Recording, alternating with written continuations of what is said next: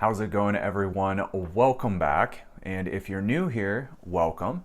My name is Drew, and on this channel, I discuss sort of navigating that college experience from a student perspective as well as a future student perspective, and also cover the higher education landscape with topics such as current events and how higher education is changing. So if that is what you're looking for, then you are in the right spot. And in today's video, I'm going to be talking about a blog piece that was written by Dr. Stephen Mintz, who's a history professor at the University of Texas at Austin. And in this piece, he was talking about how technology and societal changes have really kind of upended the way a lot of industries have done their business and that they were forced to change. And he argues that the same thing is now happening to higher education.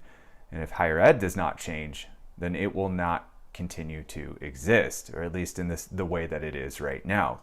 And when I first read this piece, I thought this is exactly what Arthur Levine talks about in his book, The Great Upheaval, which is probably one of the better books that I have read thus far about higher education, and I think it was spot on. And I think Dr. Mintz is also spot on. And so he talks about these industries, and for example, the legacy media with news. You had the 5 o'clock news, you had newspapers, but you've seen people shift away from that. They're now going to social media, they're getting their news digitally, so they're not going to a newsstand to buy their newspaper every day, and they're not sitting around waiting for the news because we are now on a 24-hour news cycle. So they've had to change. He talks about the book publishing industry, because if you're an author, you would have to go to one of these businesses and pitch your book to be published, but now you can just do it yourself, and you can sell an ebook on Amazon, and you can actually be more successful doing it that way than through this traditional way. So these publishing companies have had to change how they do their business. He talked about from a cultural standpoint, so for example, museums and operas, COVID forced them to change because people could no longer visit museums. So they had to get creative, such as providing virtual tours or virtual events in order to maintain engagement with their audiences. And so he says higher education needs to do this too, because the students are changing and the demands are changing. And so, for example, students now, and I think a lot of us too, even if we're not students, we want that on-demand information. We crave on demand, and students in particular crave a tailored experience. So students no longer want to go and sit in a lecture hall and listen 3 times a week for their class. They want to zoom in or maybe find content that they can watch on their own time and kind of digest that and maybe join in on a class conversation at another time.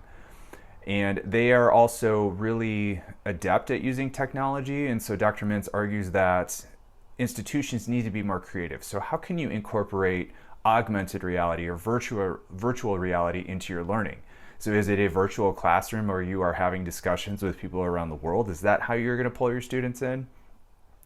He also talks about trying to fight declining enrollment as well as rising costs. And one of those things was potentially opening satellite campuses or providing a greater offering of online degrees, especially graduate degrees.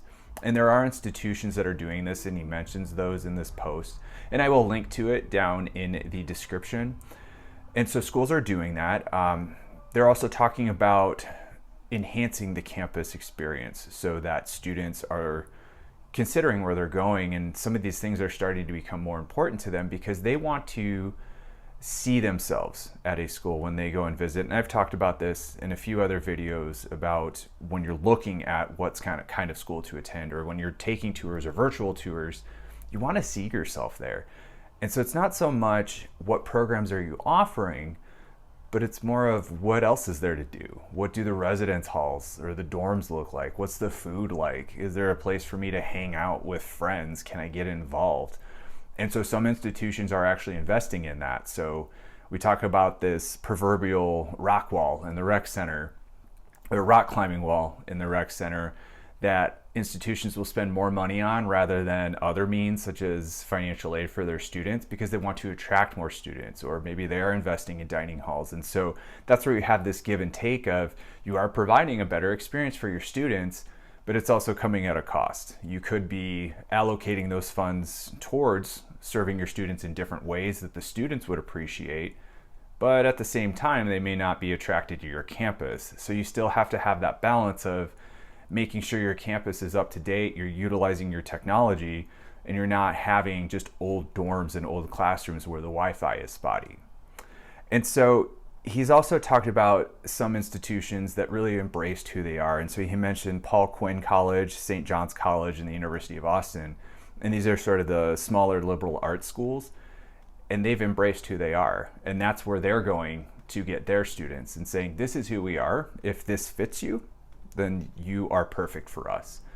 And I think that's authentic. I think it's perfect because we have so much competition among institutions that sometimes I think we lose our mission. Because first and foremost, you need to be providing a service, and ideally to your local community, but you don't always have that luxury. So then you have to fight for other students, or you have to fight for revenue, and you might do that through international and out-of-state students to kind of boost that. And so it kind of becomes, who are you? What are you trying to do? And so a lot of schools, he mentioned this too, similar to healthcare, is they are working on their public-private partnerships in order to boost revenue, or at least diversify their revenue streams.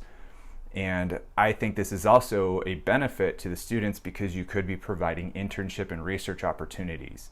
Because that leads into what I think currently is the big thing right now, is these tangible outcomes about career readiness. Students want to know, can I get a job?